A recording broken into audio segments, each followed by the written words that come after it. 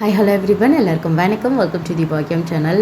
இன்றைக்கி நான் எதை பற்றி பேச போகிறேன்னா, நமக்கு இப்போ ஒரு எக்ஸாம் இருக்குது, மீட்டிங் இருக்குது, ஃபங்க்ஷன் இருக்குது. இந்த மாதிரி டேஸில் யாருக்காவது தூக்கம் வருமா?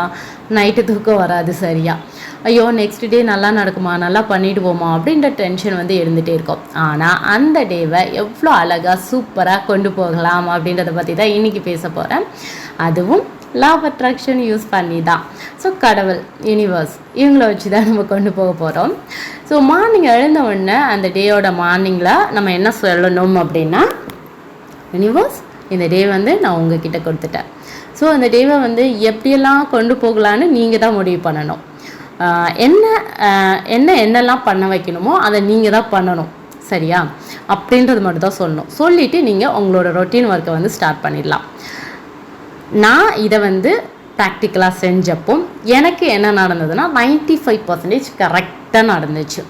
ஒன்லி 5% அங்கே இங்கே கண்டிப்பாக வந்து மிஸ்டேக்ஸ் வந்து இருந்திருக்கு. மிஸ்டேக்னு சொல்ல முடியாது. இப்போ வந்து எல்லாருமே நமக்கு நினச்ச மாதிரி நம்ம நினச்ச மாதிரி நம்மக்கிட்ட பாசிட்டிவாக மட்டும்தான் பேசுவாங்களான்னா அப்படி இருக்காது இல்லையா? அந்த மாதிரி ஏதாவது ஒன்று ரெண்டு நடக்கும். இப்போ நீங்கள் போகும்போது கூட வந்துட்டு என்னென்னா வந்து கீழே விழுற மாதிரி இருந்திருக்கலாம். ஸோ அந்த மாதிரிலாம் கூட நடக்கலாம். ஆனால் அது வந்து உங்களை வந்து அஃபெக்ட் பண்ணாது. எப்படின்னா, கீழே விழுந்து அடிபட்டு உங்களுக்கு வலிச்சா தானே, வலிக்கலை அப்படிங்கிறப்போ ஸோ அது வந்து அஃபெக்ட் பண்ணாது தானே. ஸோ அந்த மாதிரி உங்களுக்கு வந்து அஃபெக்ட் பண்ணாது.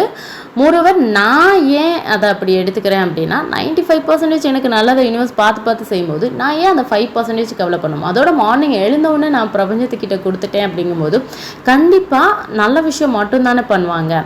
அதை ஏன் வந்து நான் கவலைப்படணும் அப்படின்ற அந்த ஒரு விஷயத்தை தான் வந்து என் மைண்ட் யோசிக்கும். அதோடு நான் சந்தோஷப்படுறதுக்கு அவ்வளோ விஷயத்த பார்த்து செஞ்சுருப்பாங்க. நீங்கள் ஒரு ஃபங்க்ஷன் கிளம்புறீங்கன்னா உங்களோட ட்ரெஸ்லேருந்து நீங்கள் அந்த இடத்துக்கு போகிற வரைக்கும் உங்களுக்காக அவ்வளோ ப்ரொடக்டிவாக வந்து உங்களை பார்த்துருப்பாங்க. திரும்பி வர்ற வரைக்கும் கூட எல்லா நேரமும் உங்களோட வந்து பிரபஞ்சம் இருந்திருக்கும். எனக்கு அவ்வளோ விஷயம் பார்த்து செஞ்சுருக்காங்க. ஸோ அந்த ட்ராவலிங் டைமில் இருக்கிறது கூட வந்து டிராஃபிக் இல்லாமல் பார்ப்பாங்க. நீங்கள் ஆஃபீஸில் மீட்டிங் அட்டென்ட் பண்ண போகிறீங்கன்னா அதை கரெக்டாக ரீச் ஆகிற மாதிரி பார்ப்பாங்க. இல்லை நீங்கள் உங்களுக்கு ஒரு 5 minutes லேட் ஆகுதுன்னா கூட அதுக்கு ஒரு ரீசன் இருந்திருக்கும், அங்கே வேறு ஏதோ ஒன்று நடந்திருக்கும். ஸோ இதெல்லாம் வந்து பார்த்து செய்வாங்க. அப்படி இருக்கும்போது உங்களுக்கு ஐயோ இவ்வளோ கூட இருந்திருக்காங்க, இதெல்லாம் பார்த்து செஞ்சுருக்காங்க அப்படின்றது வந்து உங்களுக்கே வந்து தோணும்.